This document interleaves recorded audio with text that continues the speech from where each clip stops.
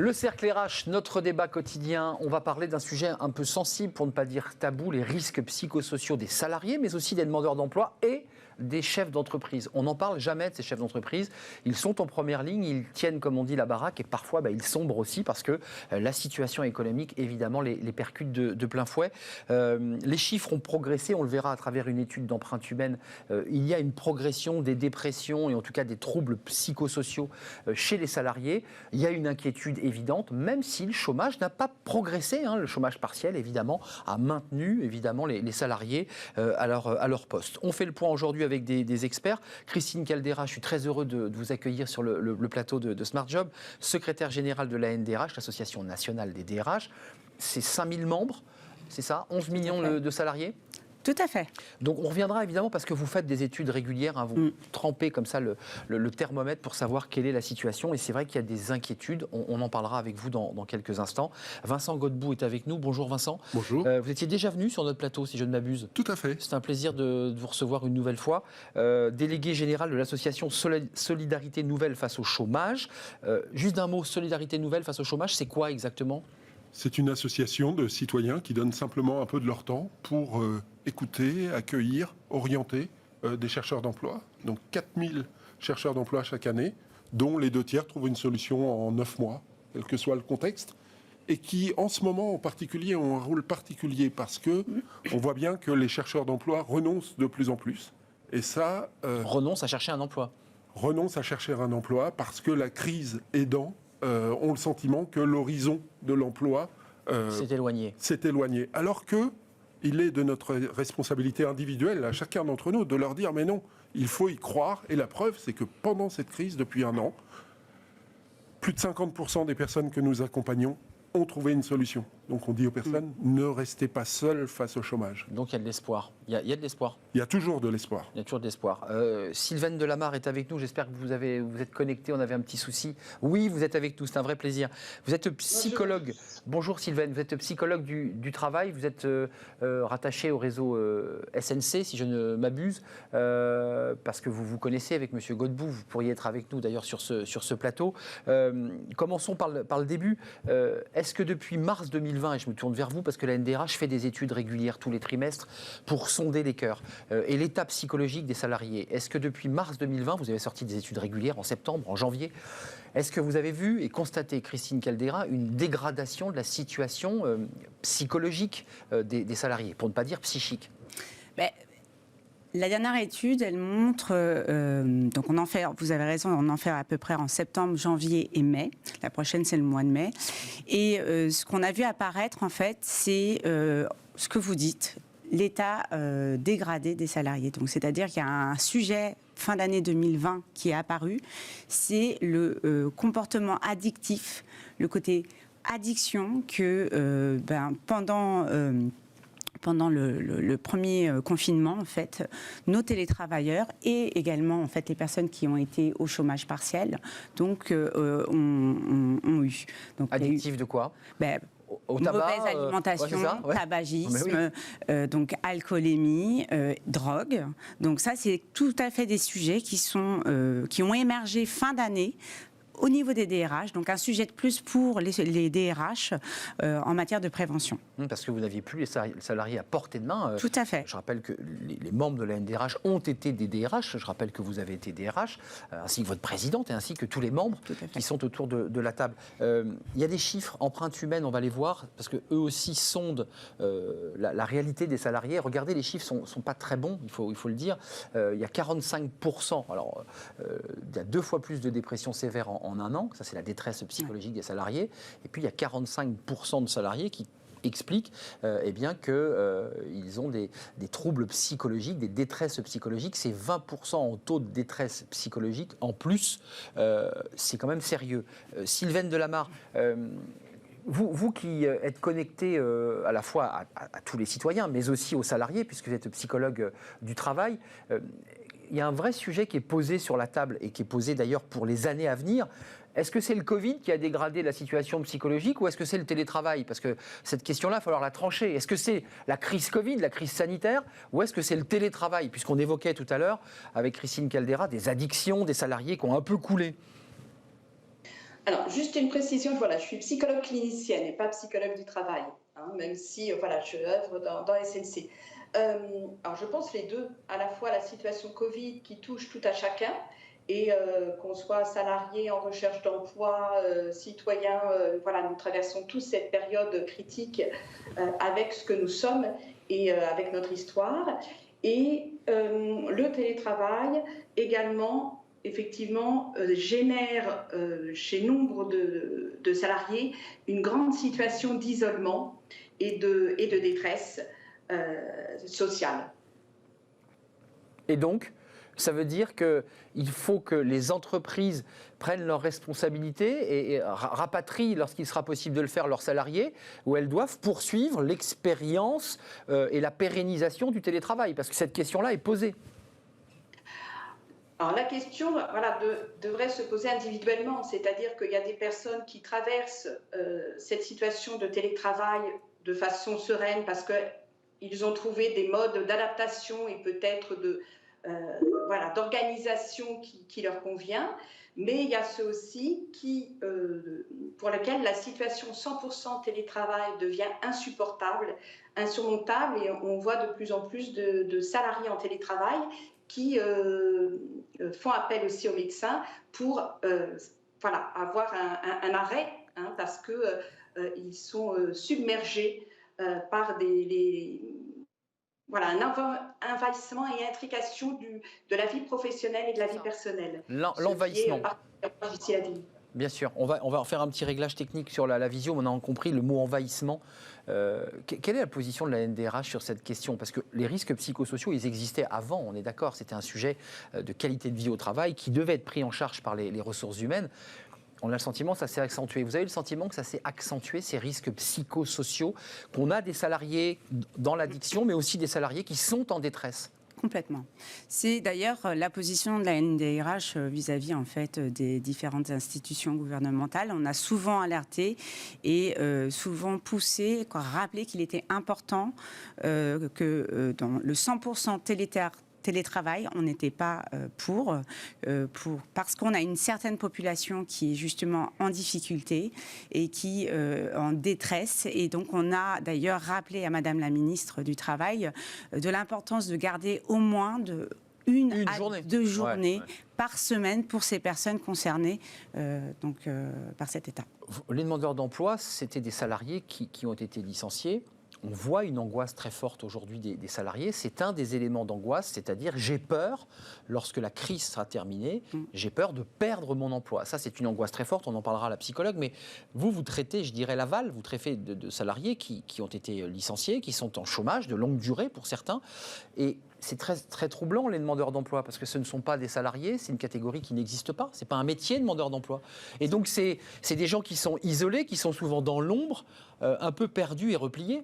C'est pas un métier, et c'est le moment où on leur demande d'être le meilleur, alors qu'ils sont le plus affectés aussi. Et dans la période, c'est encore pire, si je puis dire, puisque avec OpinionWay, nous avons présenté notre baromètre il y a maintenant un mois, et le nombre de chercheurs d'emploi affectés aussi par ces difficultés d'ordre dépressif, addictif, etc., c'est près d'un tiers des personnes en plus.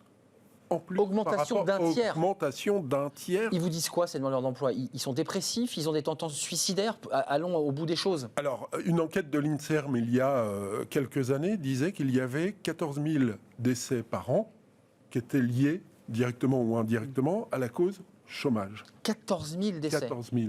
Plus que les décès liés aux accidents de la route. La route, absolument. Et donc, aujourd'hui, qu'est-ce qu'on fait? Et demain, lorsque la situation, nous en parlions juste avant d'entrer, mais lorsque la situation va reprendre, lorsqu'on va sortir du confinement, etc., il va falloir aussi qu'on remette les chercheurs d'emploi dans la boucle pour aussi revenir vers du collectif, tant au sein des entreprises qu'au sein du monde associatif avec les bénévoles, mais aussi dire aux chercheurs d'emploi, croyez-y, la situation est au bout du chemin. En tout cas, ils ont l'impression d'être un peu les oubliés du système, parce qu'on parle d'abord des salariés, on parle beaucoup des ressources humaines. On n'a jamais autant parlé des directions de ressources humaines, des DRH, parce qu'elles sont en première ligne sur ce sujet. Qu'est-ce que vous dites aux salariés? Parce que la NDRH a aussi un message à faire passer. il faut s'attendre à quelque chose de dramatique en septembre, puisqu'on nous parle déjà d'une reprise pas avant septembre. Les chiffres disent l'inverse, des entreprises qui disent nous, j'ai pas envie de licencier. Comment ça se passe, ça, ce espèce de grand écart entre les angoisses que ressentent les salariés et la réalité des chiffres? Alors, moi, d'abord, je voudrais réagir par rapport à ce que Vincent fort, hein. souligne, c'est que, en effet, les causes liées au chômage, on parle, donc l'enquête en question, donc elle date de 2016, donc on connaît tous les effets du chômage sur les personnes. En revanche, il y a peu d'enquêtes. Et si on regarde, en effet, c'est équivalent au nombre de morts sur le tabagisme. Et ce qui est étonnant, en fait, c'est le plan de prévention. Il n'y a pas de plan de prévention pour les chômeurs. Alors que on en entend tous parler. Les oubliés donc du ça, système. c'est un premier point.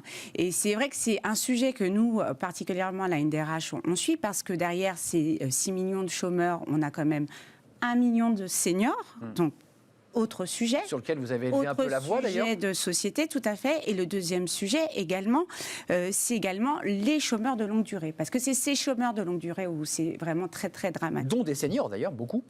De plus en plus. Dont des seniors. Exactement. Oui. Exactement. Et pourquoi nous, à la NDRH, on suit le sujet, c'est que aussi il faut souligner que ces chômeurs, la finalité, c'est de retrouver un travail.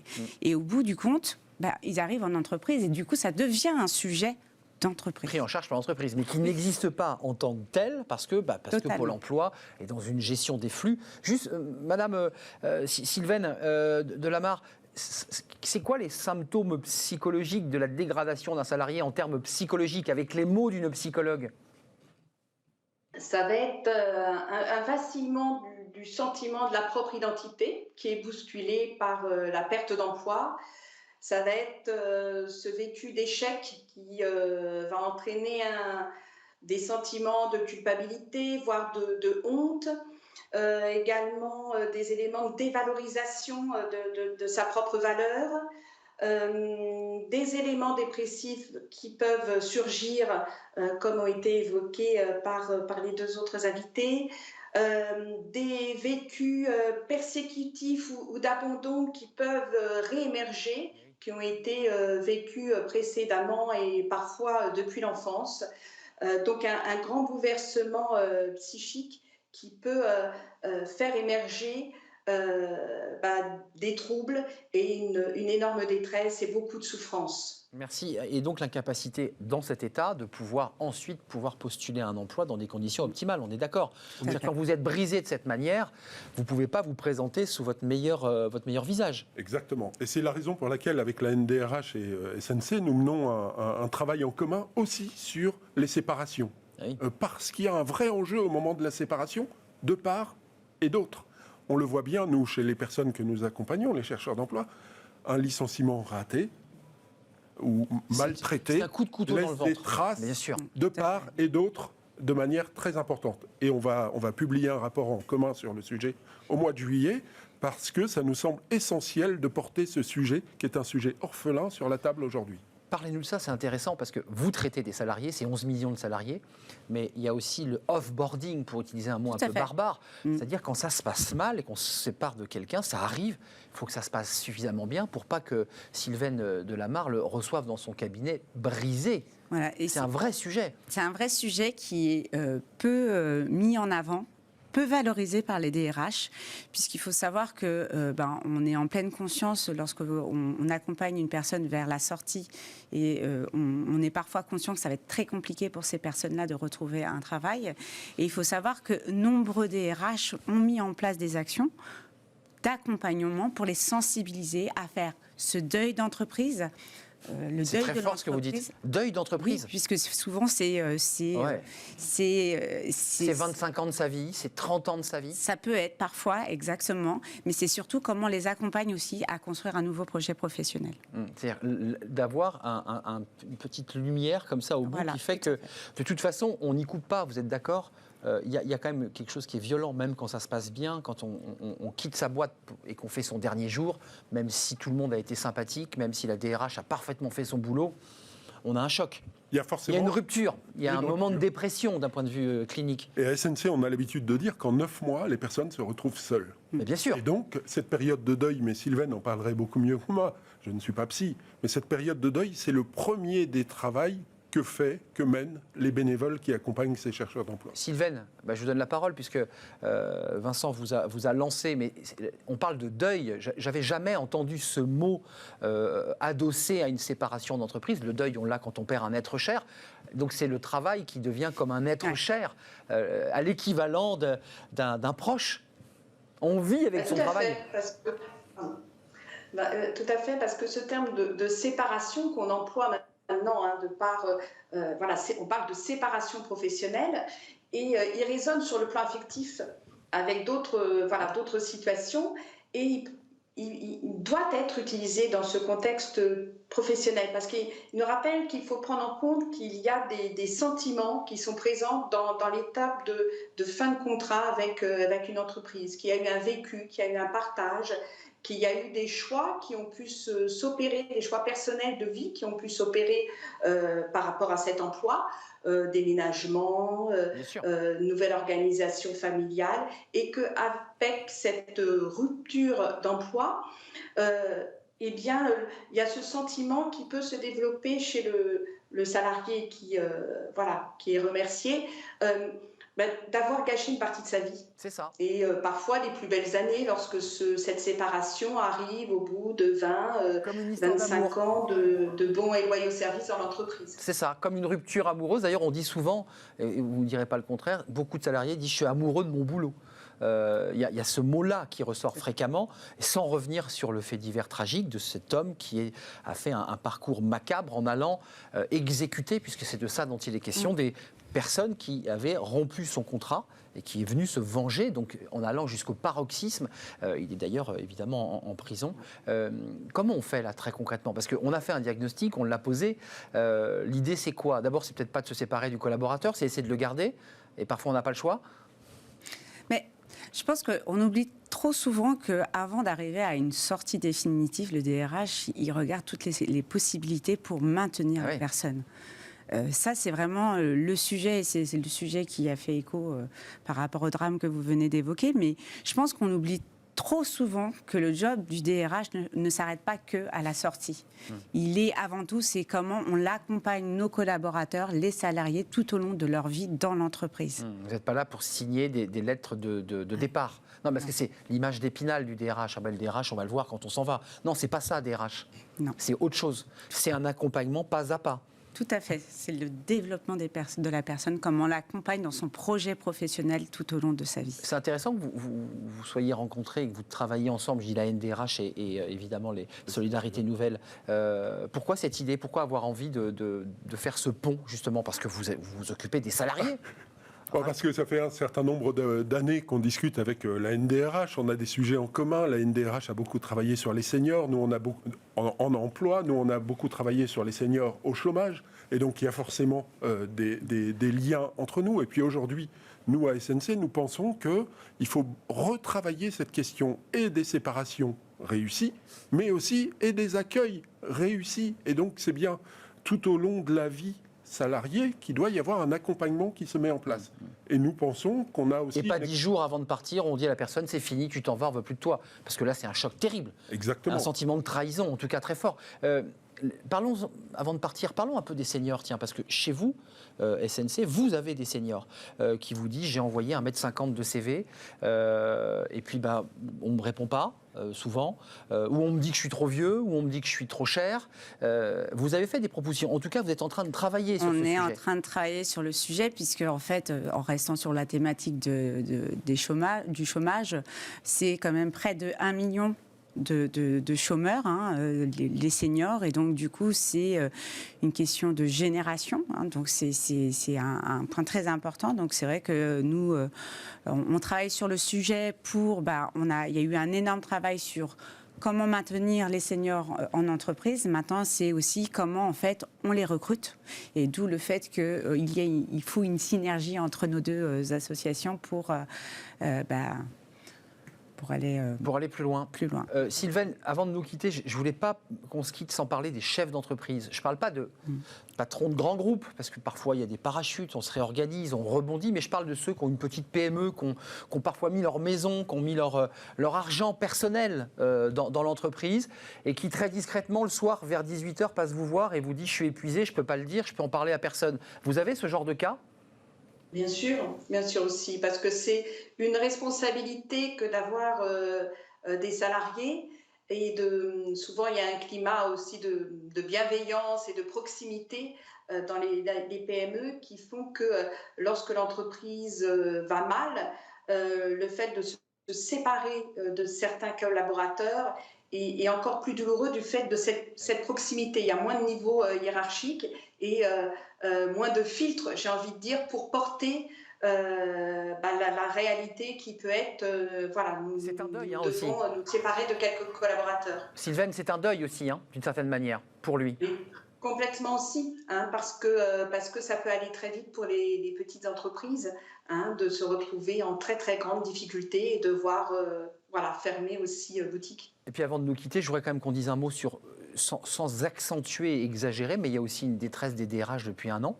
Vous l'avez constaté avec une cellule d'écoute, c'est-à-dire que la détresse, elle est à tous les échelons, des demandeurs d'emploi inquiets jusqu'au DRH qui lui aussi est en détresse. Vous avez des retours de détresse ?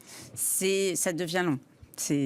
Nos DRH sont fatigués et on en parlait avec Vincent Godbout également. C'est aussi parce que derrière nous, nos DRH, c'est aussi nos bénévoles donc de notre réseau. Donc ça fait beaucoup. Donc ils doivent à la fois évidemment mettre les mains dans la machinerie à NDRH, puis ils sont au travail. Il y a bien une cellule d'écoute, si je ne m'abuse, avec la possibilité pour eux de pouvoir s'épancher, parce que c'est vrai que le DRH, il reçoit évidemment tous les ennuis, mais il a quand même un petit peu comme le patron, il peut en parler à pas grand monde. Vous êtes d'accord ? À la NDRH. À la NDRH. Voilà, tout à fait. Parlez-en à la NDRH. D'ailleurs, vous avez une cellule d'écoute, pour être sérieux, tout à fait, à destination des DRH qui, parfois, ont envie de s'épancher, parce qu'ils reçoivent quand même beaucoup de pression, les DRH. Oui. Merci à vous. Merci Sylvaine de nous avoir éclairé. J'irai sur cette chaîne du travail parce qu'il y a les chefs d'entreprise, il y a ceux qui sont en activité, puis il y a ceux qui cherchent une activité. C'est toute une chaîne qui doit être reliée. C'est ce que vous faites finalement, Vincent Godbout, avec la NDRH pour être maillé et que tout le monde puisse reprendre une activité et une forme de dignité. Merci Sylvaine Delamarre, psychologue clinicienne. Vous y tenez beaucoup, pardonnez-moi, et vous êtes rattachée au réseau SNC Solidarité Nouvelle contre le chômage. Face au chômage. Face au chômage, voilà. C'est important, c'est face au chômage. Face au chômage. C'est comme la guerre, on est face à face. On affronte le chômage. C'est une réalité et voilà, c'est une réalité. Et Christine Caldera, c'était un plaisir de vous accueillir. Vous êtes la secrétaire générale de l'Association nationale des DRH. On a bientôt terminé, mais pas tout à fait. Fenêtre sur l'emploi, c'est notre dernière rubrique. On va s'intéresser alors là, ça donne un peu plus de positif. C'est un talent chief officer qui se déplace dans les écoles de commerce pour parler finance, pour donner peut-être envie aux filles, aux femmes, aux hommes aussi, de rentrer dans les métiers de la finance. Merci à vous trois. Tout de suite, c'est Fenêtre sur l'emploi.